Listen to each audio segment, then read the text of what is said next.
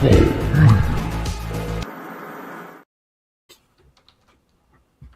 evening. Welcome to another edition of the Spitball Media podcast. We're going to spit out some of the top entertainment stories of the week. And my name is John Draper. Bisho and I are going to pause here for a moment because Shaheen has something he'd like to speak to you guys about right away. We appreciate you guys hanging out with us in the vertical and the horizontal. But Shah would like to speak to you guys right now about some very important things going on in the world that you probably already familiar with, that we've touched on a little bit. So we're going to let Shah break the protocol here a little bit because this is very important. All right. Yeah, and I just wanted to take a couple minutes and show my appreciation and gratitude for everybody that reached out, everybody that's been talking about this. Obviously, if you don't know, Iran is at a civil war right now. Who knows how many are dead? 20,000 has been confirmed. And believe me, when they say 20,000, it means like 60, 70,000. You'll see the final number. Mark my word. It will be closer to 100,000. I know it because of the clips that I'm seeing, because of people that I'm talking to. There's piles and piles of bodies in the middle of every fucking street. The street that I grew up on is drenched in blood. Everywhere I grew up on is drenched in blood. I have cousins that are missing. It's a lot, man. It's a lot. I can't even really put it in words. You know, I've never really I've been through this. I grew up in this, but it's never been as bad as this. And I don't think people realize how crazy this shit is. 20, 30, 40,000 people in 3-4 nights is like Holocaust numbers, dude. That's like literally like Holocaust numbers. And for that to be happening in 2026, and for a lot of people that I know staying silent, I promise you I won't forget, you know, because I've stood up for every cause. I was out there for 2020. I've supported every cause for equality. When it came to our turn, people were out there loving Palestine and Ukraine and everything else. And I'll be lying to you if I said it didn't bother me. It does bother me. It does bother me, you know. Especially because, you know, I don't want to get into a whole Palestine thing, but, you know, Palestine doesn't want really change. They don't want change. You know, and honestly, dude, I've kind of really turned on Palestine, if I'm being honest with you. I've been going at it with Palestinians for last week. Somebody sent me their dick today. That was Palestinian. Oh. Yeah, Twitter. I get death threats every day now, bro. Penis. I'm getting death threats left and right. And I love it. Keep it coming. If you're from Pakistan, you want to send me shit, bro. I can't wait. I promise you guys, I will be in Iran one day, and I want all the smoke. I want all the smoke from all these surrounding Arab countries that are talking all this crazy shit. I will be there, and we're gonna take it back in blood, man. Every single one of us that can come back will come back, and we'll take it back in blood. And I won't forget. And I am built for that, man. We're fucking warriors. We've gone through 6,000 years of this shit. We're built for this.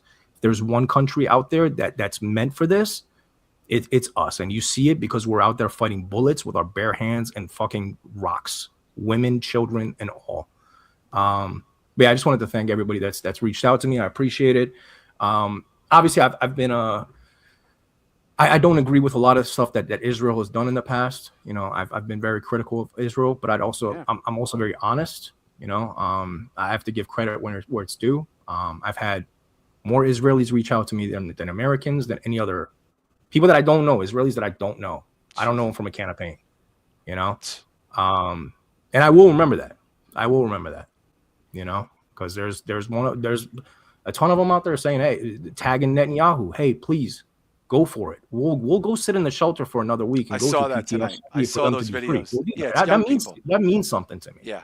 Yeah, the young people saying, bring on the rockets. We'll sit in the shelters if it means these people will be free. Right, because it benefits us all, bro. Shah, can I ask you a question? Because this is an honest question as I can ask. What could everyday regular people do who completely are on the side but are uneducated, concerned about saying the wrong thing, going to the wrong news source? Can you at least, before you depart here, can you direct people to a proper channel of some kind of real news that they could count on across the globe? Which is, I know it's a lot to ask, but that is the problem, is misinformation. Yeah. I mean, I definitely wouldn't listen to Al Jazeera. For some reason, they're in bed with like the Islamic Republic now. I don't know. Yeah. I don't know what's going on over there, dude. I don't know what's going on with everyone. I don't know why everybody's obsessed with keeping the same bridge. It's fucking weird to me. It's very weird to me. I don't understand it. If you want two good sources, I would say definitely check out 2CTV. He's a Persian, located in the UK. His How do you father's in spell there. that? Can you spell that, please? It's TOUSI TV. And he's got millions of followers. Like, it's a legitimate dude. He's at it with the BBC. Like, he's got beef with the BBC because they're not covering it. And You're not getting he's it very there. No. Definitely check out 2CTV. He's got like very, very good intel and insights on what's going on. Like, don't listen to CNN. Don't listen to Fox. Don't listen to MSNBC. Like, it's. And I don't want to drag this on. I'm gonna leave in 1 second, but like this really made me open my eyes as far as how misinformed mainstream media can be, because I can't tell you how many of them are calling Khomeini. I'm like, Khomeini died fucking 40 years ago. Like, Yeah, I was just gonna say, I don't. You guys weren't alive when Khomeini, Ayatollah Khomeini it's died. insane. Like, you can't even get the name of the dictator right, and then they're sitting over there playing clips from 5 days ago saying this is fresh out of Iran. I'm like, I posted this 6 days ago. This is not new. Please do better, mainstream media. And the other person I will say, definitely check out Atheist Republic. That's my favorite guy. His name is Armin. Good Persian dude. He's been doing this for years. The IRGC has put out hits on him, on his whole family. Like, much respect to that guy, man. Go fucking check him out. Show him some love, because that dude is on the front lines of this shit. And I support all of them, man. Those two channels, definitely check them out if you want good news on it. And there's plenty of documentaries if you want to go see how we ended up here. Just type in Revolution 1979 and you'll see. So, but with that said, man, I don't want to take too much of this time, but I will be doing extra. I'll do an extra bonus show. I don't want to guarantee like a day. I don't know if it's going to be tomorrow, Saturday, sometime very soon. I'll do one. I'm very low on sleep, man. I'm kind of going. No, I understand. And listen, just be, there are so many people. I will tell you, because I come from that, like, that music world, and my feed is dominated with this positively. Like, and I can tell you, I do not know a single person, even in a acquaintance way, that is not completely on board, that is not completely disgusted, and horrified. And I just think we need to step up the way people have stepped up for countless other people, and for things. And I will remind people, you were out there protesting in like 2018. You were out there in 2020. For not for yourself, but for other people and other causes. For other races, not for me, bro. For not your religion, not for your race of people, but for other people and for other. And I can only imagine how this feels at a time where literally relatives of yours are missing, and no one that you threw support behind is throwing it behind you. But I assure you, regular everyday people, that is not how they feel, right? Like, it's just, I mean, I have seen people that never made a political post in their fucking life, and they are constantly posting that flag, posting for Iran, and they had never, ever have done that in their life. Well, see, what's strange is I look at, I don't know. Oh, wow. Oh, there it is. Oh, my God. There it is. Oh, my God, dude. Nice. This is what we want back, man. This is our freedom. This is what we want back. This is our fucking flag. Not the bullshit that you see now. Last thing I'll say, that shit that you see now on our fucking flag, that's not even our language. That's Arabic. Imagine if the American flag had like Spanish on it or like Greek. Wouldn't you feel like you're losing your identity to your country? We're not fucking Arabs. Why is Arabic on my fucking flag? You know what I mean? Like, it's just gross, man. I'm over it, dude. I've been called Islamophobic. People are saying I'm Mossad. I'm Israeli. I'm being paid by the government of the U.S. I'm an Israeli-born U.S. person that's pretending to be. I literally posted pictures of my childhood in Iran yesterday on my profile, and there's these fucking morons saying I'm a plant from Israel. Mossad bots. Those are my favorites. Yeah, there's a million people in the street, but it's AI from Mossad, which is just so, I don't even know what to say. It's just, you gotta laugh because you're like, the stupidity is so like, it's beyond. But we saw this kind of coming, and you've been living with this your whole life. I've known you a long time. We're very close. I know this is so personal. Like, that's the one thing I constantly say. and like my brothers are calling me about you. My wife is asking me about you every day. So I just want to tell you something before you hang up. My wife went on the internet and got a bunch of recipes, like classic recipes, Iranian recipes.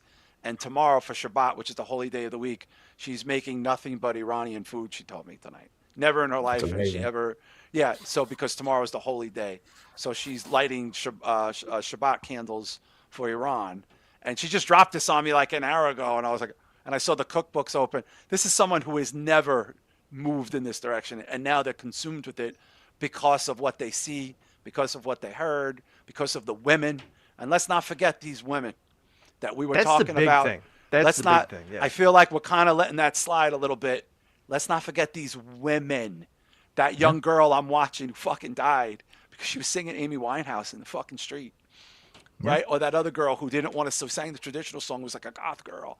Like I got Millions these of kids, these are like my daughter's age, man. These are Edie and Violet's age, man. These are girls singing in the street. This is like I'm devastated by this. And that's why I say there's a difference between us and Palestine and Iraq and Syria and all these other countries.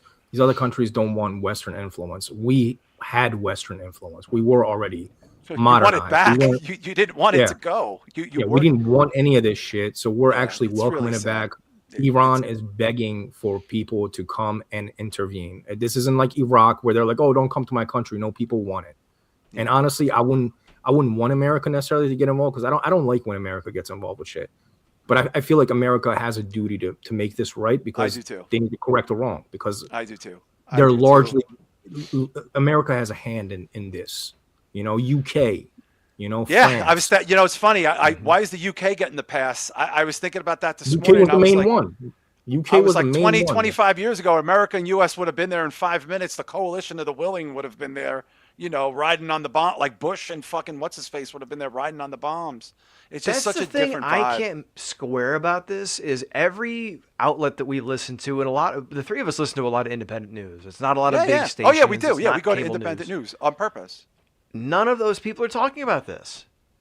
And what's interesting is like they'll talk about every cause, even ones that questionable information or like information from Russia Today, which is state-sponsored propaganda, but they won't talk about this shit. Yeah, well, and the fact that America. Well, you have to remember they just spent 2 years, basically saying that regime in another country is fine, and but so how could they look in the lens and go, well, hold on. One is fundamental Islamist regime is totally fine in the Middle East, but this other one is bad. It's like they shot themselves in the foot, and they have no choice now. Their credibility is shot. But and when I even see some of these people who are more right leaning, I'm not hearing even many libertarian people starting to now, but they're not like Dave Smith. I haven't heard him talking about it. Not a peep. Who's the other guy? Kurt Metzger was talking about it on Rogan a little bit. But really? Oh, okay. Nothing. I thought it was. He was talking about what's going on in Venezuela and shit. But not a word at the Golden Globes, which really fucking pissed me off. Nope. That fucking pissed. I was like, you cocksuckers. You don't say a word. We don't know what's going to happen. We're hoping for the best outcome possible as a regime change. But more importantly, get the right information, go to the right sources, acknowledge this is happening. Stop sending Shah dick pics. It's not going to do anything. Please, all the Pakistanis, stop reaching out to me. That's what it. Is that about? I appreciate all of you that reached out to me, and I really, really appreciate it. I won't be on the show tonight because, to be honest with you, my mind space is just I can't really talk about movies right now. How could you talk about this stuff? Well, listen, you see in the chat, everyone, like I was saying, the people are grateful. They're happy for the information. They were happy last week when you and I did that show. I never saw my wife. My wife never listened to the show. Immediately the next morning, she's texting me going, so I'm listening to the podcast because I really want to get the right information. And I'm like, yeah, that's kind of why we did it. We didn't do it for any other reason. We didn't do it for I was telling John before you jumped on that, like, as a dude from Ohio who was, went to Catholic school, we were taught the Persian Empire rose and fall, but never why. We were taught about the Ayatollahs. We weren't taught the transition and the machinations of power. And the conspiracy books that I've read about, like the assassination of Martin Luther King and Malcolm X and Operation Paperclip and all these real world government shit that happens, I've never really read in depth in any of those about what happened in Iran in the 70s. So, well, I was alive. yeah, I thank do you. remember it being on the cover of all the news and stuff like that. But By the way, Shah, oh, I'm sorry, go ahead. J. J.A. Pence, It's Japens. Jamie Pennycook. Okay, that's Jamie Pink. Oh, Yeah, there you go. yeah. Shout out to him. I've been talking to him. He's reached out many times. Yeah, he's reached He out. actually mentioned the Pierce Morgan piece. So the Iranian woman that that washed out the Young Turks. Cenk Uygur. Cenk Uygur. Yeah. Fuck Big that fucking dude. potato head. Yeah, Fuck big that scumbag. dude. Yeah, biggest piece of shit out there. Big scumbag. I'm not even going to get into the whole thing with him. But the name that I plugged, Atheist Republic, she's part of that channel. So if you liked that clip, that's her stream. She streams 12 hours a day covering Iran. So oh my God, you need any news, she's been streaming 12 hours a day every single day since this. She's live all the time. So all right, well, go check it out. Checking that out, and you love. just keep yourself together. You know, you got your support here. There's a lot of people that from literally all over the place that are on board. They just need to be. They want to go in the right direction. They don't want to, you know. And the world is watching. The world is absolutely watching. So keep us in the loop with your cousins, and you know, free Iran. Yeah, man, free Iran and Javid Shah. Javid Shah, right? That's the term. Javid Shah. JAVID-SHAH. And what does that mean? Yep. See it? It just means long live the king. Shah just means king. So my name is. Well, naturally, I knew that. Look who you are. I know who you are. Yeah. All right, be careful, and please be careful. I know you're getting out there again, so please be fucking careful, man. You dodged a lot during those other things that you're at, dude. Those 2020 riots and all that shit. You were like, shit's getting wild now, man. You were like, you don't want to get caught up in some. Shah was like a CNN embedded reporter in like 2018 to 2020. Bro, he said everything. I like went he's running through Bosnia. Yeah, he was like running through Bosnia. I went Sunday masked up, ready with the shits, bro. Because usually what's been happening is the pro-Palestine people have been fighting with the Iranian people. Yeah, they've been we've clashing. seen it. Yeah. So I went there because my mom wanted to go there, and I was like, I'm obviously going to go and support my mom, support my country. So I went over there. I was like, yo, I swear to God, if one of you fuckers comes over here with this Hamas shit, bro, I am masked up. I will stomp every single one of you out. No one came, but I'm telling you, man, any event that's coming around this area that's supporting this shit, I will be there, and I'll be waving this fucking flag. Hell yeah. All right, well, be careful. Come on. Yeah, be careful, dude. Be careful. All right, I'll talk to you soon. All right, well, listen, everybody, get that education. Shah's, you know, that's a free education right there, and that's boots on the ground. Bisho and I cannot relate to this because I can't think, Bisho, if my first blood cousins were missing in an oppressive regime 5,000 miles away. I don't know what I do. I'd be freaking the fuck out, dude. Like, just think about your brothers, because you got a ton of fucking brothers. Yeah. Imagine one of your brothers was missing. Like, Mark, he went to Europe. Oh, yeah, my brother Mark goes to Europe, went to Europe twice, 2 European tours, yeah. Did he go to Sarajevo, like, in the 90s? He was, yeah, they were the first, they played a big music festival in Bosnia after the war in Bosnia. And so, like, imagine he goes there after the war, and then he disappears, and it's like... Yeah, that dude can't fight. He's little. My brother, like, he's a small guy. He looks like a scrappy dude. He's a little dude, though. He's not built for the scrapping. He's built for the yapping. But speaking of yapping, we're going to get to our stuff. Thank you guys for being so supportive. Think of Shaheen. Think of his family. You know, and now we're going to talk about some movie stuff. But before we get into that B-show, that Patreon, we got that Q&A coming at the end of the month. The only way to hear it is for $5. Patreon.com/spitballmedia. I thought you were going to do backsplash again, but it's okay. No, I did backslash. I did it. You did. I'm very proud of you. In the new year, you have gotten rid of that. Growing. You are. You're growing, not showing. I appreciate that. Yeah. Anyway, $5 a month, dude. Yeah, $5 a month. It is the greatest value in podcasting right now. A lot of people have raised their prices. We've not done that. We've tried to keep it where it's at because we know how shit is on the street. Paramount Plus just raised me today. Just sent me a notice, and I really like Paramount Plus. I got my email. They have every Bond too, movie. You gotta have it. It's every Bond movie, bro. You gotta have it. Does it? Yeah. Didn't they just lose the deal? Somebody's getting all 25. You told me about the 25. It's Amazon, right? Yeah, because Amazon owns Bond now. I think they sold them. But go to that patreon.com/spitballmedia. Now we want to jump into a couple quick stories, and then we're going to get into a list of the 100 most disturbing movies of all time. But B-Show, who's hanging out with us in the old chat room? We got good old Coke Hogan. Coke Hogan. We got Hey Now, Rich Dow. The Prince of Pittsburgh. We'll start calling him. Yeah. Shah jumped in to say thanks to everybody. Much love. Yes, I see Planet Mondo was just saying goodbye there. Yeah, we got our buddy Marquise Johns. Marquise Johns. And I want to give a special shout out to young John, who has been communicating with me privately. He's overcoming some big stuff right now, but he's doing real well. So give a shout out, everybody, to young John JLD.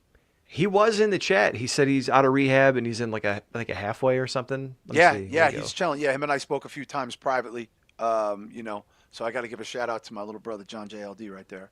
Yes, all the best, man. We got Donald Q. Stoney Esquire. Always good to have a lawyer in the chat room, especially when I'm talking. Yes. We got our buddy Chris Matthews. The Chris Matthews. We got the Cleric of Chaos, and he has a GoFundMe set up because he needs some help. He's going through some physical. Yeah, can we maybe get that issues. into the link in the chat at some point, B, if there's any way? Or Cleric, can you post the link in the chat, please? And of course, I've been resharing it every chance I get.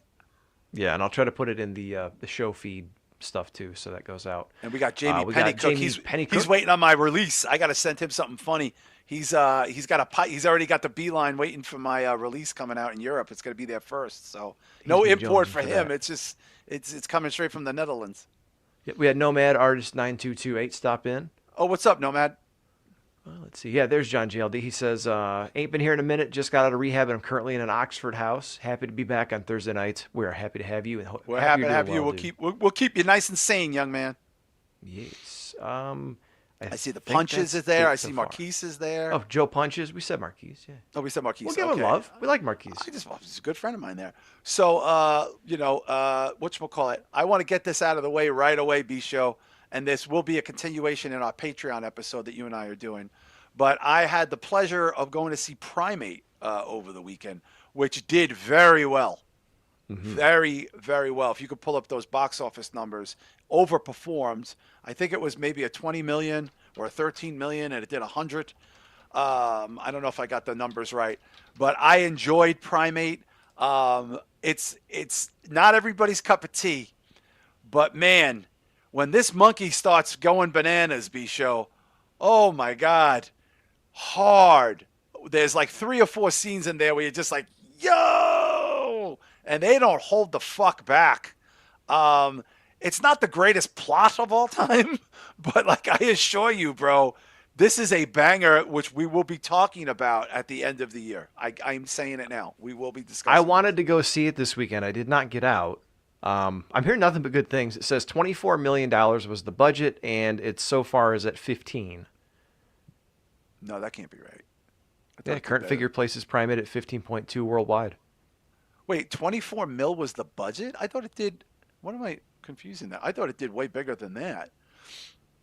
Now, this is according to IMDb. I'll jump over to Variety, though. Yeah, let's take a lookie. Let's see. I'm just curious. I thought it did well. I know it had a big opening. It's only for 1 week, but are they counting overseas or just America? This said worldwide. Yeah, worldwide. Domestic 13.9, international 2 million. Yeah, so 16 million worldwide so far. I thought it did way better than that. I don't know what the fuck I conflated that with.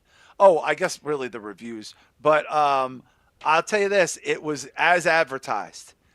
Period. As advertised. And I will say this. I have seen a lot of movies. And there's usually somebody in there that you have empathy for or whatever. For some reason, I just wanted the monkey to kill everyone in the movie, B-Show. I didn't really like anyone in the film. Anyway. Now, was that because of the lack of redeemable qualities of all the other cast, or was it just because the monkey was cool and? Well, you feel bad because the monkey, not of its own volition, I thought the monkey didn't look great. I'm not gonna overstate this movie. That's me. But look, we're fucking snobs of the highest order. I thought the kill scenes were intense, man, fucking tense. And oddly enough, even though I'm a huge animal person, I was on board immediately with what this was. I wasn't concerned about the monkey. I didn't feel sad. The monkey's name is Ben, which I think is, for me, I think this is a take on Gentle Ben or the bear or Ben the mouse, the rat from Ben and then the Willard and then Ben the sequel because Ben was the head of that. The acting, not the greatest, oddly enough, they got the deaf actor in there who got the Academy Award for that one movie, and then you never saw him again. Now he's in monkey movies. This is just more of the Academy giving shit to people. The guy from Coda. But I've seen him in another thing, and he was very good. But limited. But that also worked in the sign language thing for the monkey quite nicely. Um, it's very good. I get the hype. And I think if you see it, it's one of those things. I think Don Stoney mentioned this. Somebody mentioned it. It's exactly as that. It's what you expected it to be. It delivered. Well, I mean, and that's fine. It's a monkey gets rabies or whatever movie and starts killing people. It doesn't have to be anything.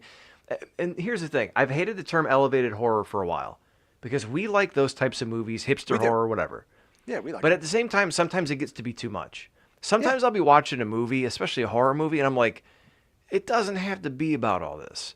We don't have to go this deep. It can be this, and straight ahead, and terror, and tension. And that's fine. So yeah, it's fine. Yeah. It's nice. You know, like we watched the movie together, right?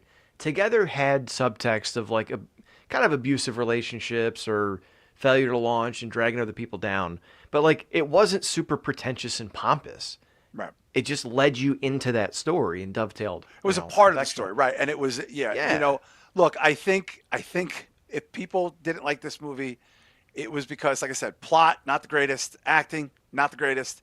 There's not a lot of character development here, and when it's over, it's over. There's nowhere to go with it. And I think people also have this expectation that if something is good and they like it, there's got to be another one, and there's got to be another one.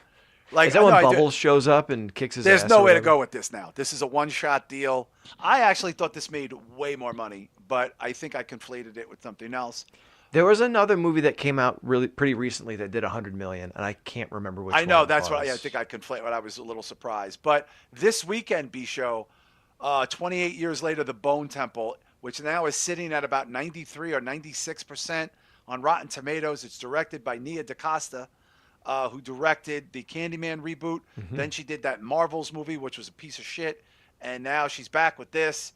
And apparently, B-Show, this is like people are fawning over this from early screenings.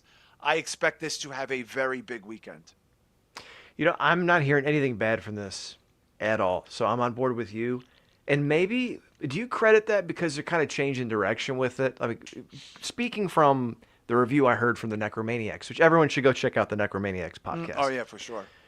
And someone mentioned Bone Temple, how it was more of getting into like a sword and sorcery type of thing, like a feudalism, as opposed to just a zombie movie. Right. Do you think that's opened it up to a completely new dimension to where it would have been one note, it would have been, you know, going down a very specific hole, and now there's this whole other avenue to explore? Do you think it's fresh and helping that? Yeah, I do. And I also think it's helped by the fact that, once again, Alex Garland wrote this script, you know, and this guy is a fucking genius. Me and Shah, he's on our top of the list of writer-directors, and you know, we see everything this guy does. But also, look at the acting. You have Ray Fiennes. You have that guy, Jack O'Connell, who played the vampire in Sinners, who everybody's jerking off about, the Irish guy, playing the co-star here. And supposedly the script was damn good, and I think people are responding to the fact that they're getting a layered. This is another movie shot on iPhone, I think, or whatever the fuck. You know, it's very, very different. And I do think there is a big fuck you kind of thing at the end of this movie. I'm not going to give it away, but there is a big nod to the original. Take that for what it's worth. The movie just opened. I am going to be seated tomorrow. I am very excited. I'm sure I'll have a nice review for it. And of course, I do think B-Show box office. I think people are going to show up. It's getting great reviews. Well, I mean, predicated alone on the success of the one that came before it, I think that's a given. And it's funny because we talk about all these movies and we talk about the ones that come out and the ones with hype and the ones that don't do well. There's some great actors, there's some great acting, there's some bad acting. No matter what it is, it's hard to find that formula and figure out what's going to hit and what's going to catch. Oh, yeah, you can't. Because like Primate, like we thought Primate looked awesome and that there was going to be an audience for it, and it doesn't seem to be lighting the world on fire just yet. It's doing fine. Yeah, let's see how it does. And now, unfortunately, it has to compete with Bone Temple, which seems like kind of a rough. Yeah, that's tough. I don't know why we have two horror movies like that. And I think sometimes when we look back on this stuff in hindsight, we just see the art of the craft or the performances, and we forget sometimes it's about timing. And I think Bone Temple, having the success of the previous movie, now the next one's coming out pretty quickly, still got some buzz. it's just really good timing and right place, right time, I guess. Yeah, I think there's also a very crowded slate for the genre. And they, because there's big horror movies coming out this year. Soon. Yeah. There's big ones.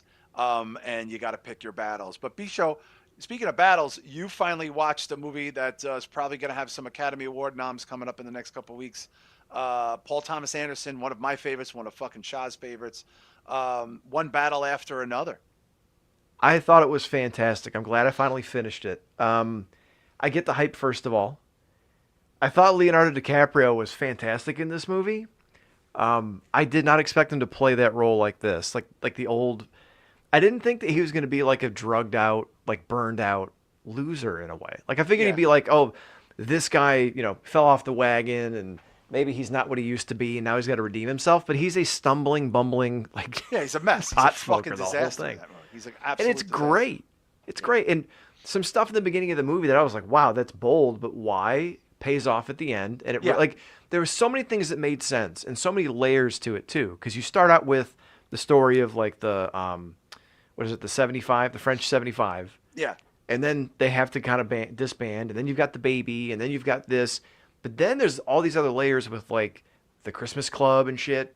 Which, by the way, very weird. I was surprised. Did you notice the guys that played those guys? I recognize the guy, the assassin. Of course, he's a character actor in a lot of stuff, and I think one of the older gentlemen. But Hell. Was it Hell? What did he say instead of Hell? Say Hell. Hell Saint Nicholas or something like that. Hell Kringle or something like that. Like Hell Kringle. I thought it was Saint Nicholas, but I don't know. Hell Saint Nicholas. Yeah. Now, what's interesting is the three guys you mentioned. The hitman. I didn't recognize him. But the one guy who leads him to the office is Jim Downey, who is a veteran SNL writer. Jim Downey's a very famous. Yeah, he's that very specific voice. Yeah, I didn't know he was still alive, Jim Downey, actually. Yeah, he did some stuff after Norm died on, I think, Conan O'Brien's podcast. But I was like, what the fuck is Jim Downey doing in this movie? Paul Thomas Anderson. Then they go and they had the little meeting, and the other guy is the heavy or the bad guy from Ghost, who works at the bank and he tries to steal the passwords and steal the money and shit. Oh, wow, that's interesting. And then the oldest guy, who's a little bit frail, and I kind of felt bad for him. Mm-hmm. It was the bar owner from Roadhouse. Mm-hmm. So I figured you'd be bigger. Yeah, I didn't even recognize him because he's so much older now, but I was like, holy shit. Wow. Yeah. Dude, that's crazy. It was nice to see some Roadhouse. Ghost.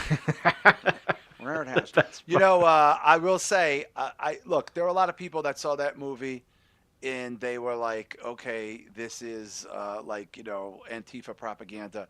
I didn't get that at all. I actually thought it was the anti of that in every way. I thought it was kind of showing, because if you think about it, not to, remember all those people sold out each other, moved on. Like very few of them stuck around. It showed how fleeting that was. But I do want to ask you, what did you think of Sean Penn? Because a lot of people thought that was a very odd performance, but I thought he was great. It was, but odd in a great way, because he made that character so idiosyncratic with the way he would like grit his teeth and move his lips and stuff. Mm-hmm. The way he was conflicted because of what he was naturally drawn to. Is Shah in the chat highlighting shit? Holy shit. We have a Phantom in there somewhere. But basically, I thought it was fantastic. I thought it was great. I'm glad you liked it. Little long. Yeah, but even the steps, the weird steps, the robotic movements, and like I said, the idiosyncratic facial expressions and the way he played stuff. I think it really added something to that role that didn't need to be there, but made it special and stand out. Yeah, I thought it was one of the best shot films. I think that and Sinners were the best shot movies I saw all year. I love the score. I love the car scenes. And I'm a big Paul Thomas Anderson guy. I love Benicio del Toro. I thought he was having so much fun in that goddamn movie. Dude, that one might have been my favorite role because it just seems so different. Like he almost, I hate to say this, but he almost seemed like George Lopez, like the way his delivery was and kind of laid back and he's like, hey, come here. And when he tells him to get off the mats because he just bowed to the mats and he doesn't want him walking on the karate mats. He's like, hey, back up. And fucking Leo's so blown out, he has no idea what he's talking about. And he's like, just get off the mats.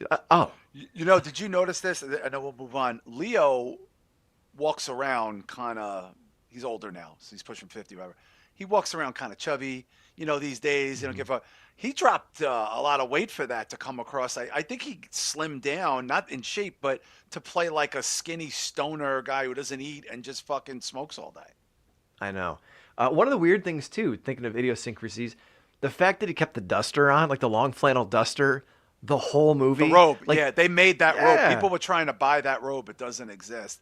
One of my favorite scenes was the scene with when the kids come to pick up his daughter. That was one of the greatest fucking things, where he threatens the kid at the gate. And yeah. Everything you do to her, I'll do to you and every one of your family. Do you understand? All right, have fun. Yeah, he's fucking freaks. Dude, DiCaprio is the man, bro. That dude. He's gonna lose the Oscar. He's gonna get nominated, lose it to Chalamet. It seems like that's what's gonna happen. But I think the movie, like I said, cinematography, directing, script, the overall cast is fucking fantastic. Yeah. And I'm a big PTA guy. I'm happy that you finally got to see it. Now, we have a controversial list here we're going to be getting into, people. Someone posted this was going around. It's not our list, okay? Now, we cover a lot of genres here. We cover tons of horror. But, there seems to be like a lot of fascination, B-Show, with people who have channels with the most disturbing. Here's my top 5 most disturbing. Here's the 20 most disturbing films on Netflix. Here's the 5 most disturbing on Hulu. And I have to say, most of the time, for my taste, I don't find most of these disturbing. Like, sometimes they hit and sometimes they don't. But when you post 100 disturbing films, I think it's worth us doing a little deep dive here. Now, we have a bunch of trailers that we're going to save for next week when Shah is back. So I did send you some trailers. And I do want to point out, I just found out earlier, a movie that many people have asked us to cover called Bone Lake hit Netflix today. This was a movie that a lot of people told us that we need to watch. So that is on Netflix now. And I believe Hulu just took on Ugly Stepsister. So Ugly Stepsister has now moved to Hulu. And if you have not, no kidding. Yes, moved there today or this week. It moved to Hulu. It's on there right now. Pretty interesting that it moved there. Oh, I didn't finish it because I watched one battle after another instead. I started Toxic Avenger. I got how much did you see? Maybe 5 or 10 minutes, just the first little piece of it. Okay. From what I liked, I dig the style. I really do, and I want to see more. Yeah, Rams fan, I think, was bringing up Bone Lake. What's up, Rams fan? But a lot of people did put this on our radar. So we're going to drop that 100. We're obviously not going to cover 100 movies, but we're going to peruse the list to see what our thoughts are in the bottom bracket. I have a feeling I have a feeling we're going to have some strong opinions here, and we want your opinions on them. I have not seen the top of the list. I ignored the top 50 on purpose because I wanted to be surprised. I wanted to have a genuine reaction. So whether you're in the vertical or the horizontal chat, share your thoughts with the class. B-Show. Now, this is a little hard to see there. So let's try to... It's Twitter, so I can't really enlarge it. I tried. So I'm just going to go... So I want to obviously talk about 100. Maybe we'll do the bottom 10, and then we'll piece out some of the middle there. They have the Blair Witch at number 100. Okay. Well, this is very interesting to me. I feel like we set it up like it could be promising, and then we blew it in the first 5 seconds. Well, here's the thing. Blair Witch is a disturbing movie. And for 1999 B-Show, when people were still watching VHS to some regard, this was a very big fucking deal. And where this belongs on the list, I would say maybe in the top 25, but absolutely not 100. You say in the top 25? Yeah, I think Blair Witch should be because it was unique for its time. A lot of people thought Really? they marketed it like it was real. The people Well, weren't see, that's allowed to have like other work. They had to pretend it was real. yeah. I mean, I get that. I didn't think about it from that standpoint. I thought about it from just as it is. But I guess yeah, if you consider that it's of its time, not everyone, but most people thought it was a snuff film, then yeah, I guess I could see that. Yeah, I they could see that. marketed it that way on purpose. They didn't break kayfabe here, Bisho. No, but like when I hear disgusting or disturbing films, I think of films that you and Shah have told me like either you need to watch this or never watch this. Like Well, that's do you what think I think. you've seen Rosemary's Baby, right? I'm familiar with Rosemary's Baby, but no, I've Right. not seen the whole thing. The reason why people consider that disturbing was because the ending for its time period in 1968 with a bunch of very famous people yelling "Hail Satan" as it goes to credits, kind of a big deal for 1968. For then, yeah, Jesus, it would have been a big deal in 1983.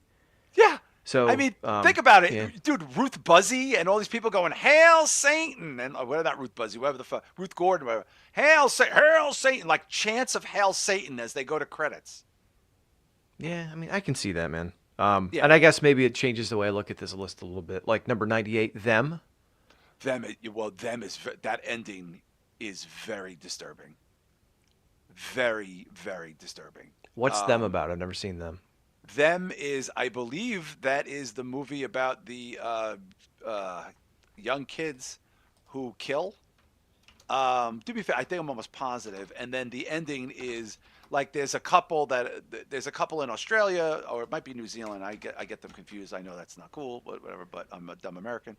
And I guess it's got some famous people in it. Like one of the teacher shares a remote mansion with her novelist partner in Romania. Their weekend is shattered when she wakes to a strange noise, and then the film plays out in real time. The pair are hunted through the home by hooded stalkers. yeah, and their children. Okay. Their children, and it's pretty disturbing. I like that Wicker Man is on this list. The original one, 94, should be maybe in the top 20, 25. That ending of Wicker Man is so bleak and so upsetting. It's legendary. I can buy that one. I mean, dude being fucking burned alive in a giant wicker. Screaming in front of Yes, hundreds like- of people with glee, the glee in the faces of the children and the people that you thought trusted you. Now, here's a weird one. I did not expect this one because I didn't think this one was so disturbing. Annihilation. The bear thing fucked people up. The bear whose Really? insides are on the outside. Oh my dude, the noise the bear makes. Well, yeah, it's guttural and it's vicious, but if you're putting it on the 100 most disturbing movies of all time, I loved it. I finally watched it a couple weeks ago. I loved it. It's fucking It's great. awesome. I saw it in theaters. But as far as most disturbing movies, I don't know about that. Yeah, and Mother, Mother is a creepy, weird movie. I don't know how I feel about that. Repulsion, Roman Polanski, that's a big deal. Peeping Tom, I've never seen. I'm curious about that. Under the Skin, Jonathan Glazer. Shah got me watching that motherfucker. That's the Alien movie where Scarlett Johansson's just trapping men, almost like a Venus flytrap, and pulling her own skin off. I don't have a problem with that being on the list. You see, they got Cronenberg's The Brood in there. And The Fly. And The Fly, which the original Fly or the Cronenberg Fly? Cronenberg Fly. And that one I kind of get because for its time, like the first time when I saw that in the 90s, and I saw him, like, first of all, him turning and deteriorating, but then at the end when, like, he's throwing up on the dude's leg and... Oh, yeah, it's gross, dude. I mean, Yeah. and what was that, 87? What is that, The Fly? 86? Yeah. 86? Gross. Or like when the orangutan mutates with the cat and it's screaming out to be killed. Yeah, it's terrible. Ah, God. Inland Empire is on there. David Lynch. That's interesting. I've never seen it, but I didn't think that one was. I've seen it. I don't know what the deal was with that. Do you think it's worse than Lost Highway? Because Lost Highway is 96. Lost Highway's got some fucked up shit in Lost Highway. That's Dude, what I'm saying. I'm surprised. You know I Lost Highway's on there, right? That one scene. With, I haven't seen Lost Highway, but I know the Roman Polanski okay. or whatever. There's the one scene with the actor who ended up killing his wife. Where he's clearly Satan, but you don't call him Satan, and You know, he's the evil presence of the movie. That is a fucked up scene. I see Once Were Warriors. I'm a very big fan of that movie. That's 1994. That was a very big imported movie that was very popular about New Zealand culture, and you know how abusive it is towards women in that regard. And there's there's some disturbing scenes of women getting battered by these gang members. Very brutal. And by the way, the star of that movie, the male star, is Tamara Morrison, Bisho, who you know as Boba Fett. Oh, no kidding. Yeah, that's his breakout movie. He's the leader of this Maori gang. I don't know if that's Maori, or is that Aborigine in New Zealand? I'm a dumb American. You're asking the wrong dude. Well, I'll get G-checked by somebody. By the way, that is a brilliant film if you've never seen it. That is an absolutely brilliant film. And there is some disturbing things to it. Like there's, I don't want to talk too much about it, but there is a great scene in there of a teenager and a lot of violence. A lot. It is not a very flattering portrait of this culture, but it was very unflinching. I'm a very big fan of that movie. I've seen it many times. So that brings us, that's around what? Like we're at the 70s there? 76. 76. All right, let's try to go up to the 76 to 50. Someone is asking about Spider by David Cronenberg. I am not familiar with that movie. Possum, yeah, Possum. I've heard my brother Mike is trying to get me to watch Possum. All right, so let's go from, we got the No Child of Mine. I'm familiar with No Child of Mine. Johnny Got His Gun, which is the video for One by Metallica, B-Show. Oh, wow. Okay. That's the guy who loses his sight and his hearing and has no arms and no legs from war. Yeah. Is that Bully, the Larry Clark movie? Number 72? What number? Oh, I like Larry Clark movies because they're so unflinching. I saw that in movie theaters. It was an indie movie. The star of it is dead. He was an actor. He died of drug abuse. He was in his 20s. Not Steven Dorff. What the fuck? If you pull up, dude, Bully is great, bro. You would. Brad Renfro. Brad Renfro. He was one of the stars of Bully. Yo, Bully is dope. Unflinching movie. I highly, highly, highly recommend. It's based on a true story, which they then remade called Alpha Dog, another version of that same story about kids in Florida who kill somebody. And they've made two. Oh, Mr. Isaacs. Haven't seen him in a while. What's up, man? Yeah. Oh, he's talking about kids. We haven't gotten to kids yet. Larry Clark also directed Kids. But B-Show, this movie Bully, I highly, highly recommend. Kids and Bad Lieutenant. Wow, they got holy shit. I've seen all these movies.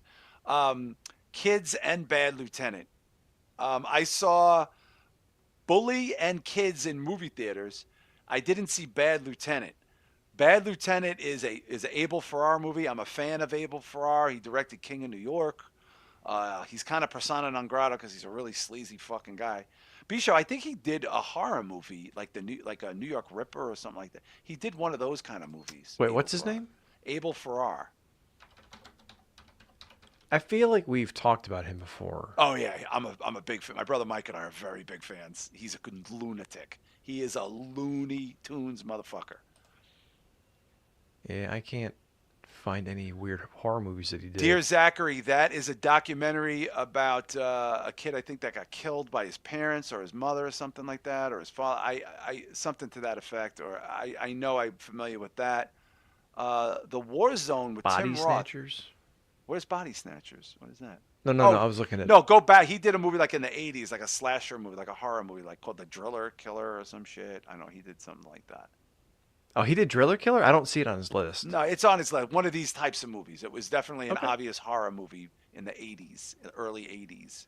Okay, I didn't see it on his filmography. Oh, David Cronenberg's dude. Cronenberg's got movies. Every Cronenberg movie's on here. He's got Dead Ringers and Crash on here. Well, it doesn't surprise me. It's Cronenberg. Like, he's a meme. You know what I mean? He has a very distinct, very visceral style that doesn't fuck around a little. And these movies on the list, yeah, he did. I Driller understand Killer. These ones. Mm-hmm. He did? Yeah. I'm pretty sure. Yeah, Jamie Pennycook said, yeah, he did Driller Killer. Wow, because it didn't come up on his filmography. Well, he probably doesn't want it on his filmography, frankly. B-Show, I have seen so many. I've seen the Cronenberg Crash I saw in theaters. I see Santa Sangre is in here, the Jodorowsky movie. Shah would have that on here. I'm trying to see other movies I've seen in theaters here. I've seen quite a few of these in theaters. Have you seen Elephant 64? Yeah, I saw the Gus Van Sant movie, loosely based on Columbine, at the Angelica. I've seen all of them. Dude, this was like my heyday.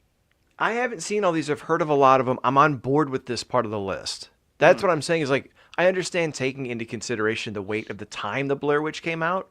Yeah. But I don't think that belongs on this list. You know what I mean? Yeah. Well, by the way, B-Show, a lot of 90s movies on here, man. A lot. It was an odd time, dude. Very raw. Beyond the Black Rainbow, B-Show, number 57. For some reason, I don't remember that being so disturbing. It's very strange to watch. And there's some weird subject matter. But I didn't think it was all that disturbing. Not on the level of like a Cronenberg. Yeah, Visitor Q, Takashi Miike. I've seen it. Definitely belongs on this list. 1,000%. Right next to Tetsu, the Iron Man, belongs higher on this list. So does Visitor Q. And Bone Tomahawk. My God, is that but Bone Tomahawk? Everyone's basing it on the one scene where they skin the guy from the bottom, from upside down. But B-Show, that alone, I think, should put it on a list like this. I think so. But then is Terrifier going to be on here?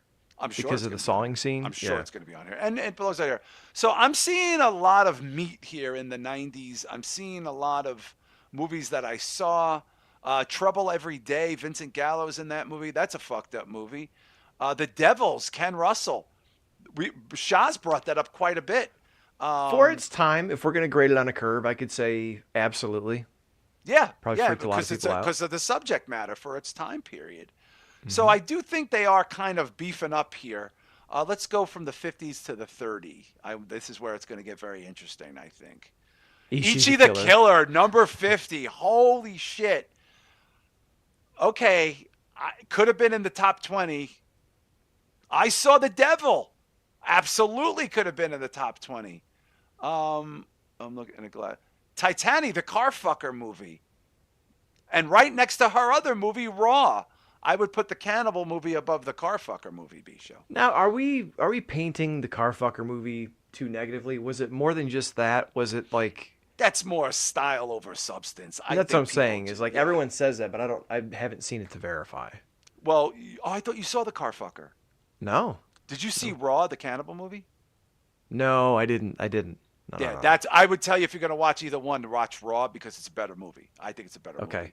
It's about a girl who goes to veterinary school or whatever and just starts eating shit. She just starts eating shit. Like, I don't know if it's veterinary school, but she just starts eating shit. It really like that. Like, it's crazy. What were you going to say?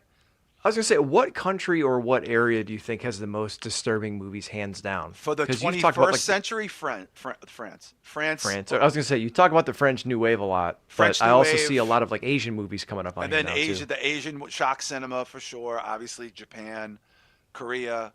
But I would say if I had to pick one for this time period, I'm going that French wave because they're banger after banger after banger after banger. They just know. I don't know. They just got it like that, bro. But I'm seeing some shit here.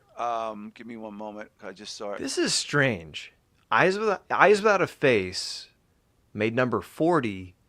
It's creepy, but I don't know if I'd call it that disturbing. I agree. I don't think it was disturbing. It's creepy. The House That Jack Built, I think that should be higher on the list, possibly top 20. Shah and I are obsessed with that movie. The whole Dante's Inferno ending is so... Matt Dillon, you just can't believe Matt Dillon's in this movie. You just can't believe Matt Dillon is in this movie. Necromantic, I think that's fine. That is a movie about fucking dead bodies. I've seen that. The Vanishing. I think I'm gonna throw this on the... this is not a great thing to say. I think Vanishing's a little overrated. I know... Dude, you look that up, you think it's like fucking Citizen Kane with people. But I see My Old Boy is sitting comfortably, B-Show, at number 37. Which, for that to be beat out by Blue Velvet, that makes me a little bit angry, because there's some disturbing shit in Blue Velvet, but, like, to me, I think Oldboy's a little more raunchy than that. Yeah, Shah was saying In a Glass Cage is brutal. I've never seen it, and I've never seen Angel. I really want to see Angel quite a bit. And I've heard of Man Behind the Sun. And now we're getting into some interesting stuff here. Jacob's Ladder, Jacob's Ladder, I don't know, that disturbs people. I think the ending makes people uncomfortable. But I don't think it even belongs on this list. I think it's just a very solid horror movie. Shah's getting pissed. He missed this list. Oh, my God. I know. He's getting pissed. And then, of course, we have Dogtooth, the Yorgos Lanthimos movie. 100%. I think it's good where it is. It could probably go a little higher. Blue Velvet B-Show, I think that's a fair... Look, Frank Booth is so awful in Blue Velvet. Yeah, and there's the scene where she's, being abused, and then she finds him in the closet, so then she kind of starts abusing him, and I get it. It is an odd movie with some disturbing parts to it, but I don't know. It's weird. I don't know if I'd put it this high on the list, given the ones that came before it, like the ones you've talked about. Yeah, I don't there's know a if lot I'd of rank it that bangers high. before it. By the way, Rams fan, yes, you are correct. Angel is the high school prostitution movie, which I've seen many times, including the sequel, Avenging Angel. I had one of those posters on my bedroom wall in 1985 because sometimes video stores would just throw out the real posters, or they'd just say if you want them, you take them. And it was usually nothing that great. Uh-oh, Shah's ready for There the we top go. 30. He's like, fuck this shit. Well, I saw a couple of the names that I think are worth mentioning, man. Men Behind the Sun is... Yeah, what is that? I didn't see that. So it basically focuses on the Chinese torture methods. I did see Men Behind the So Sun. it's 3 movies. I have all 3 of them, and I will never watch them again. There's a scene where they basically freeze this woman's hands, and they shatter her hands.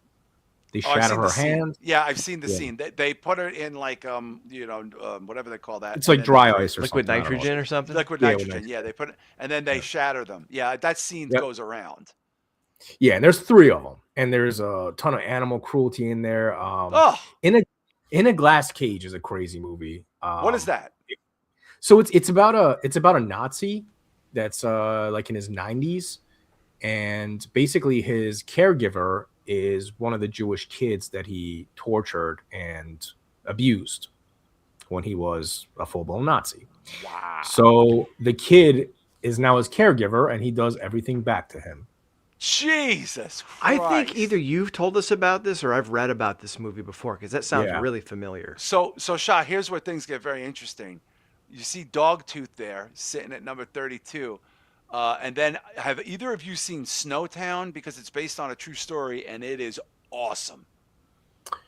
No, I haven't seen Snowtown, Benny's Video, or The Vanishing, or Seconds. Those are the 4. You've heard of The Vanishing, I'm sure. But I've seen everything else. Snowtown. Snowtown's based on a true story. Fucking brutal.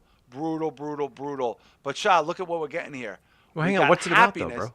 Snowtown's about, it's about a guy who, I call him like a gangster, in like a rural, I want to say in the UK town there, who starts like killing like other people in the town, like for like, drug reasons. And he just starts putting their bodies in containers and storing them. And he kind of co-ops a young person. I think he might've been dating the mom. He co-ops a young man to help him. And like, and they have a falling. He actually kills the kid's stepbrother. The stepbrother rapes the kid in it. It's fucking crazy, yo. Jesus Christ. It's brutal. But Shah, look at this. The Killing of a Sacred Deer, number 29. Yeah, I think that's a little high.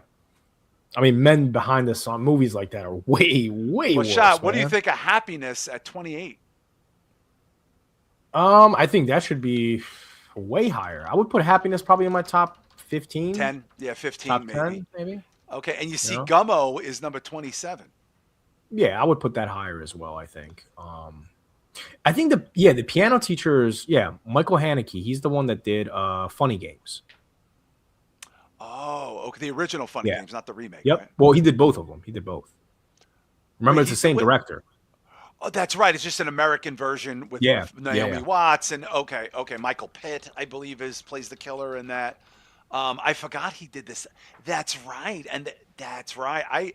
I've seen them both. I don't hate the American version. Are they referring to the original there? I assume. I Or would they're assume not really so. That's clarifying. I typically, assume it yeah, would that's have to be typically that. Wait, that. which movie? Funny Games. It's a great movie. It's basically a family is in their home with their Oh, children, and two people come in and just basically tie them up and say, "We're going to kill you," and they just torment Jesus. them until they kill them, including the children. And that's literally the whole movie. Like, there's no right shot. There's no other pretense behind it at all. no, they're just doing it for fun. They're just doing Just it for for fun. I fun. think It's it's two young guys. They German show up. too. Yeah, the original. It's German. The original. I think it's German. And Shah, what's the piano teacher? I feel like I should know that. I've never seen it, but I own it. I own most of these. I want to say I own probably 70 out of the 100 on here, shamefully. Jesus Christ. So the piano teacher, I believe it's about literally a piano teacher that starts seducing the kid that she's teaching piano. Yeah, I think you're right about that. Okay, that's Yeah, it's kind of along the 2001. lines of like Happiness type of vibe. Okay. Well, Happiness definitely belongs in the top 30 or 40 of this list. And now we have the 25. All right. I know I'm not gonna probably agree with this, but let's see where we're at. All right. Oh shit. Oh my God, we need to talk about Kevin. Holy shit. Absolutely 1000%. I cannot stress to you enough how awful this movie is in terms of the subject matter. There is very famous people in this movie. Very famous people in this movie. And it is so fucking disturbing. I think it maybe could be in the top 20. Shah, you've heard of this, right? Yeah, I own it. Never seen it. Oh my God. Bisho, have you ever heard of this movie? No. We need to talk about Kevin? Yeah. Heard of it, never seen it. I highly, highly impress upon you both. You will not forget that. You will want to talk about it as soon as you start to see it. Midsummer 24. I don't have a problem with that, Shah. You know what? Before we move on, I always mix up Daniel Isn't Real and We Need to Talk About Kevin. I always mix those two up. Yeah, no, Daniel Isn't Real is about an imaginary friend, right? I haven't seen either one. I just remember both. No, we need to talk about Kevin. I am telling you, you will not forget this movie. Yeah, Midsommar. I mean, dude, I wouldn't even put that in my top 50 to be honest with you. I mean, that's. I feel like I would the kill reverse a lot of scenes these and the movies. ending, and I can But understand that. dude, if you ever see Men Behind the Sun in a glass cage, Happiness, the piano teacher, like I mean, looking at Hereditary and Midsommar, I mean, those aren't even near. Well, Shah, you've been telling me about the Nightingale for like 5 years. Yeah, again, I wouldn't even put that in my top 50 probably. It's a rough movie. I wouldn't put it in a top. What is the disturbing premise of movie, the though. Nightingale? It's like I believe a woman. I haven't seen it for years, but basically this girl, she teams up with this black dude, and they go on a journey to basically fight all the racists and all the abusers, and it's just pretty violent and pretty rough. In the Civil War, based in the Civil War. I don't remember, man. I haven't seen it for. All right, a I'm going to try to check long-ass that time. out. Now, Shah, Hereditary is in the top 22. Hereditary is a disturbing film. I mean, it is for a lot of people. It's a mainstream disturbing film. Yeah, I just wouldn't put it in my top 50, bro. Especially because like this list is naming some like legitimate disturbing movies. So it's like, dude, you guys, whoever made this, you're aware of these films. I mean, putting Hereditary above Happiness is that's crazy. Bisho, would you put Hereditary in a disturbing top 25 list? Yes, but like Shah, there was movies from the other, the previous two panels that I've heard you guys describe or I've even seen that probably would beat it out. I mean, yes, there are disturbing moments of Hereditary, but top, 20, 22? I don't think I'd place it that high. Now, Bisho, if I'm not mistaken, I think Threads is a nuclear war movie, right? Right, Shah? Yeah, so it's kind of like it's a shock. It's like a fake documentary. It's a shockumentary, yeah, it's a mockumentary / shockumentary. It's supposed to be very good. You've seen it, right? Yeah, it's fucking brutal. I believe it's from the UK, and I'm pretty sure it might have been a TV movie in the UK. It was was. to be like I'm an pretty sure. anti-nuclear war, like what it would really be like. Yeah, I have that British one too, man. Apocalyptic television film produced by the BBC. Yeah, Mick Jackson. Yep. That's crazy. High Tension. Look, that was a big deal for people when it came out. It was like the plot twist, part of the French Wave show right there. That falls in the French Wave too. Okay. And then, of course, top 20. Here we go, the 20. Requiem for a Dream. I'm totally okay with this, Shah. Top, I don't know, man. I would probably put that in my top 50. Because again, I've done a top 50 disturbing movies, so I can tell you which ones I have on mine and which ones I Yeah. don't. I would maybe have it in my top 30. Bisho, you've seen Requiem for a Dream?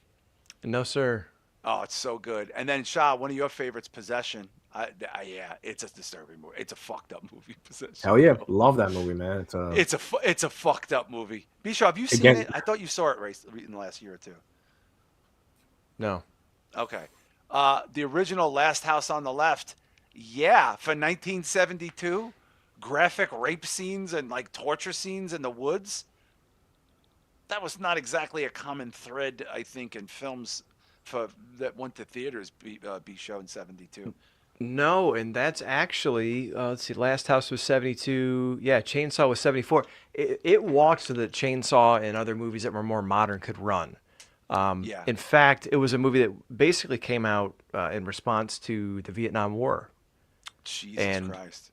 It was Wes Craven had seen like the newsreel footage coming, and it was so horrific. He was like, "All right, we need to bring this to horror because we need horror to be modern. We need it to match that." So. Yeah. Probably cracked the door open for most my modern brother horror Mike of the is a 70s. big fan. That's one of his all-time favorites. Shah, you a fan of Last House?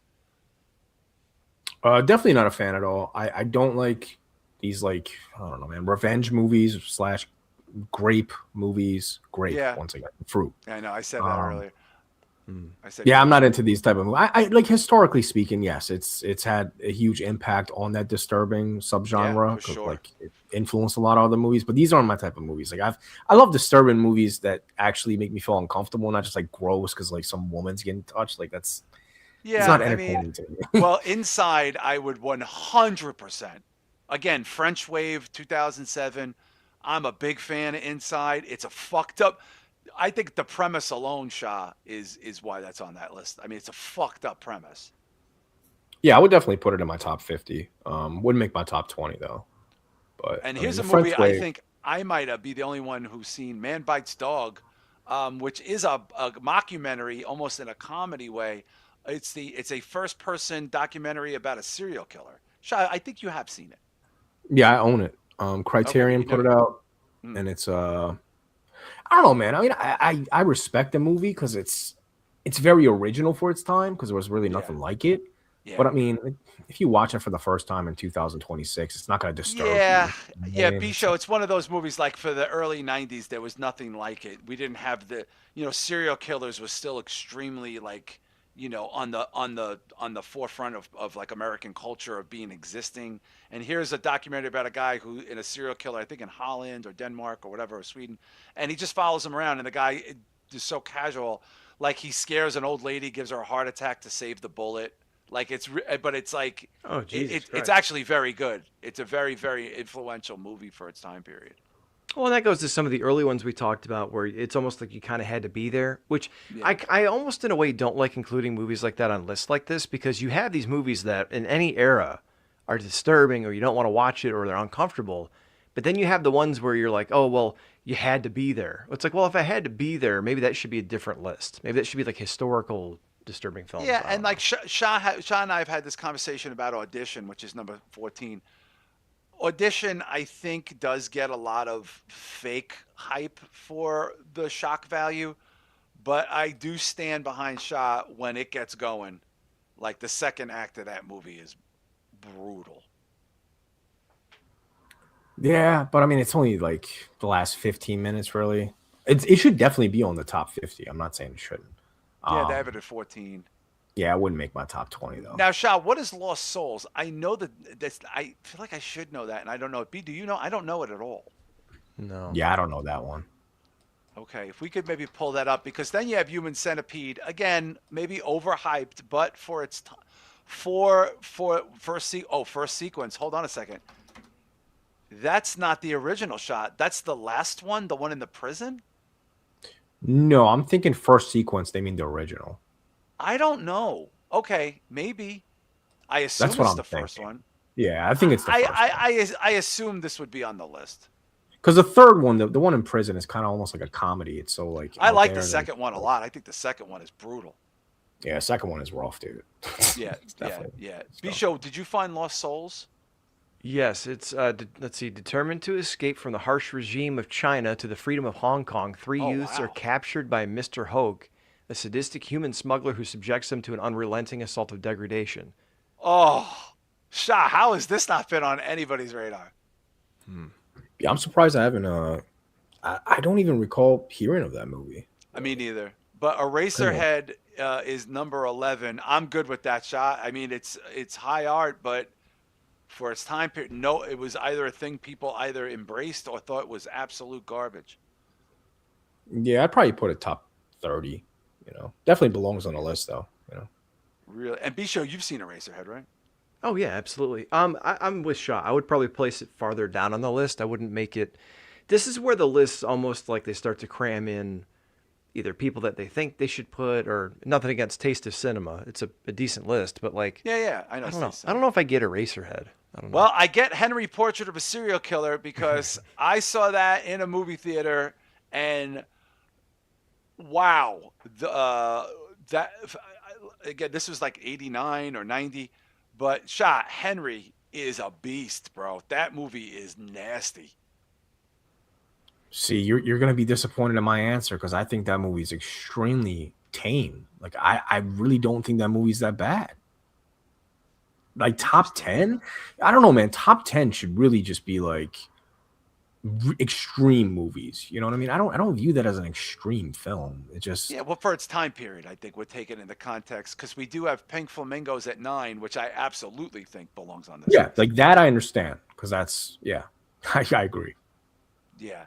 And Come and See, that is the is It's the Come and war See movie. the war It's the movie. war movie. I've heard about that. Be sure, have you ever heard about this? This is supposed to be very, very disturbing. No. Yeah, very disturbing. So I've seen this 3 times, and I'll tell you, it's probably the roughest war movie you will ever see. Absolutely belongs on this list. Yeah, And yeah, it's in but the people have told me in advance that like, yo, I know you're down with a lot of crazy shit, but they said just the realism of the yeah, brutality is hard, right? Like it feels too real. yeah, and the little kid that's an actor, and there's a scene, man, where they put a gun to his head, and it's just you'll get goosebumps. I mean, if you just type in the name of the movie, that's the first image that I you're gonna see. I see the clip right here. Yeah. I know that clip. It's a famous clip. Yeah, I don't know if I'll be involving myself in this one, but of course, Texas Chainsaw Massacre. Absolutely, B show. I think it has to be in the top 10. It is very visceral. And if we're grading on a curve like the other movies, I have no problem with it being high on the list. But number 7, I don't know. I don't know. I know Shah doesn't think it's probably number 7 either. Yeah, I honestly, again, cheap plug, but I've done a top 50 on my channel. Yeah, people should compare. Definitely did not make it on my even top 50. Well, Man. Shah, There's just so many more fucked up movies. here's one I think should be in your top 10. If it isn't, Lars von Trier's Antichrist. Love that movie. Absolutely should be on this list. I'd put it in my probably top 20. Yeah, B-Show. This is Willem Dafoe is the star. It's about a family that loses a child, and that's the backdrop for a journey that you are not prepared to go on. That's all I'm gonna say. Like it's got talking wolves and going chaos reigns. It's dude. I know a guy. I don't have his. Well, I'm just gonna say it. Mike Hill from the Necromaniacs podcast is the singer of a very successful band called Tombs, a very heavy doom metal band. And when he saw this, he literally took a lyric from a song on one of his albums and opened it with Chaos Reigns. Shot. That's how moved he was by that fucking scene with the talking wolves. Yeah, that movie, man. I mean, it starts out batshit crazy, right? With the opening scene and how they lost a child. And the stuff with the deer and all the like, there's some rough stuff in there, dude. It's not a movie I'd like to go back to, but yeah, it's a fucked up movie. Now here's where it gets strange. This is the other funny games. I don't quite understand this on the list. I assume this is the original. 97 has. Oh, to Mario be Rojas, Tombs. Yeah, well, that's a shout out to Mike Hill from Tombs. A big fan. Known them forever. Yeah, 97 has to be the original. Yeah. So 97 is an idyllic lakeside vacation home is terrorized by Paul and Peter, a pair of deeply disturbed young men. Yeah, and then there's they had further on the list the American version, but I thought they were pretty identical to one another. But I don't quite understand this. Shah, here's one that belongs exactly where it is. Irreversible is number 4. Yeah, I agree. Definitely in my top 10. If you want to talk about, I Spit on Your Grave, Last House on the Left, those type of revenge movies, nothing compares to this one. There's like a 5-minute scene that's, I'm sure you can imagine what happens. Very, very rough. Yeah. High art too, man. I mean, this movie is high shot art. in reverse, Yeah, it's shot in reverse, and there is a version of it shot the other way. I've seen them both. B-Show, this is the only movie in the history of the Cannes Film Festival where someone threw up.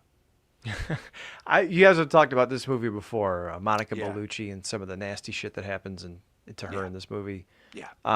The sad thing about this list is there's quite a few that I'm intrigued by, but I don't think I'm ever going to go back and watch. Yeah. Well, I would if I could make you watch one, I would say Possession, because it's it's a fantastically shot movie, great acting, and the performance from the lead actress. You're gonna be like profoundly taken by how good she was. Like Shah, that's really the selling point of Possession is her performance, I think. Yeah, especially for its time, man. I mean, oh my God. Yeah. It's like Academy Award performance. Like you're like, how honestly, I'm not even being hyperbolic. I think if they made that movie today in the same environment, it would get an Academy Award. I agree. And it's such a unique movie because obviously there's, color coordination and stuff like that in other films, but it's so strong in this one. It really sets the tone. Like everything is damn near blue and red really play a theme in this movie. Yeah, and there's a reason for it too. And of course, now we go to Martyrs, the original of the French Wave B-Show, a movie so disturbing. It's my number 2 horror film, or possibly number 1, flip-flop, and I'm never watching it again. See, what's funny about that is maybe if I watched it a second time, I'd feel that way. I feel like I could watch Martyrs again. Really? I'm so uncomfortable with the subject, with the religious aspect. I'm so uncomfortable. It makes me so I think maybe that's why it doesn't weird me out as much, is because there's other movies on this list where, like, you talked about how the kid dies. I read a synopsis. Like, there's certain shit that I don't like to put myself through. I don't like to watch or experience. But Martyrs, I was fascinated by the religious angle, being a kid who went to Catholic school. Yeah, ending, that when they realized that. Yeah. I don't want to give the farm away. I'm talking about, B-Show, like that very last scene with the captor, and she just gives up, like, because she was hoping that this woman would see the eyes of God if they just tortured her to the point where the last breath of her life, you could see the light in her eyes that there's a God, and it doesn't happen, and you're like, oh my God, man! Like, I'm even saying it out loud. I'm like, get the fuck out of here. Well, see, maybe I took that differently. I took it as. And like I've read a lot on Reddit about this. It's very contested. People say, on one side that's what happened, but people on the other side say that's why she killed herself, so she can go there because she knows it's true. I don't know about that. But then again, I guess if they're Catholic, suicides don't go to heaven. Shah, did you get? I don't want to. I mean, we could do 4 hours on that movie, but at the end of Martyrs, did you get the impression that they justified the existence of God, or that they proved that there was none? I think whatever was on the other side was worth going out quicker. Torture? Oof. Yeah. That's what B-Show was saying too, I think. Yeah. All right. I mean, I might have to watch it again and just kind of pace myself. A Serbian film. Listen, another highly contestable film. There's several versions of this movie. I, to this day, have never seen the fully unrated European version of this movie, but I know what I'm missing from my version of this movie. But Shah, again, is this another thing where it's just so inflated that, it's just almost lost all of its sort of, shock value? Yeah, honestly, I mean, I expect it to be top 10 or honestly top 5 on anybody's list. I'm pretty okay with the top 5 that they have. For the most part, I disagree with this list. Like, I think it's kind of all over the place, with some of the really disturbing stuff being like in the 40s, and then number 7's like Texas Chainsaw, where it's like, dude, happiness. Like, I don't know, man. It's weird. Yeah, and of course, Salo, a big date movie for Shah B-Show that he likes to show on the first date. Yeah, I think this top 3. I'm not gonna lie, guys. I feel like this top 4 in particular is pretty spot on. Well, I would change one. I think they missed. Well, they missed two. Well, three movies Well, that some I would. people in the chat brought up Maniac and Cannibal Holocaust. Yeah, I mean, Cannibal Holocaust not being on this just Yeah, is kind of it's wrong. batshit crazy. That's got to be in top 5 for I would sure. say top 10, maybe 5. Yeah. Yeah, and Maniac, I think, guys, be sure. I think Maniac should be in the top maybe 30 for sure. Yeah, I was gonna say top 25, top 30, somewhere in there. Yeah. I think Ebola syndrome. You've seen Ebola syndrome. Yeah, I've seen that. And you know what I was thinking too, kind of belongs on here? The Sadness, Shah. That movie was fucking gross as shit. Yeah, I could see that. And Brian Yuzna's Society, if you've never seen it. By the way, guys, no Terrifier. Yeah. None, you know what's crazy? My number one most disturbing movie. This is the one movie where I can never rewatch this movie, right? Like even Salo, I can go back and watch it. I appreciated Salo a bunch. It didn't bother me as much as I thought it would, you know? Yeah. Just because you can tell it's completely acting, like there's kids in the background laughing, like it's not a lighthearted movie, don't get me wrong. It's fucked up, but it shows real fascism, what happened in Italy. Yeah. So it's beautifully shot, and the sets are fucking crazy. So it's a good looking movie. The one movie that shares very similar themes with Salo, it's called A Sweet Movie. It's a Polish movie, and I'm trying to see how I can say this without and no August Underground's on here, Shah, which I think is kind of a mistake. Yeah, none of that. But A Sweet Movie, man. I mean, if you want to really fuck your life up, man, it's called A Sweet Movie. Yeah, Don't Look Now. The Sweet Life with Zach and Cody B Show, that should be on here. Yes, absolutely. The winner of Miss World Virginity contest escapes. What? The winner of the Miss World Virginity contest escapes from her masochistic husband and ends up involved in a world of debauchery. So this movie was so disturbing and uncomfortable that the actress quit in the middle of the movie. So they essentially made two different movies with two different plots, and it's all mixed and mashed together. You don't want to show this, brothers. You don't want to show this. Jeez. I like this picture though, Shah. Yeah, but where is this? Is this streaming anywhere? A Sweet Movie? Absolutely the fuck not, man. Good luck finding this Greasy movie. Strangler, I think, should be on here too. By the way, I think Greasy Strangler should be on this list. But basically, to put it in a way, if you get the themes of happiness, just imagine if they almost played it out. It's in this movie. They went that far. Where is this streaming anywhere? It's a Polish movie. It's highly banned in a lot of. Okay, I mean, so we're not gonna get. Yeah, you're not gonna. I mean, Criterion put it out. That's the only way I know about it. Criterion put it out on DVD, and it's out of print, long out of print. Like, good luck finding it. Okay. And yeah. Well, it was an interesting list. Obviously, it's not, you're not going to satisfy everybody. But, Shah, I'm glad you jumped in there for the meat and potatoes of it. Thank you. Yeah, man. Okay. Well, we're going to be heading out. B-Show and I have a very special topic we're going to cover on the Patreon there related to Primate and a review. Something very controversial happened this week with somebody reviewing Primate. But please consider going to patreon.com/spitballmedia, $5 a month. Shah's going to be dropping a special show for you in the next few days. And, of course, we will be doing the Q&A at the end of the month. We have a couple of podcasts. We want to plug Hey Now Rich Dow's podcast as the X's and O's. And then we have Cleric of Chaos. Is that Near Death Experience? The Cheating Death podcast. Cheating Death. I'm sorry. Near Death Experience, I think, is a hardcore album that I can't remember who made it. And then, of course, we have the Necromaniacs podcast, the Wrestling Soup, the Don Tony Show. I want to give a shout out to my boys across the seas there for Ringsiders. And isn't that new podcast with Chris Castro? What is that called? Is that called the Minorities Report?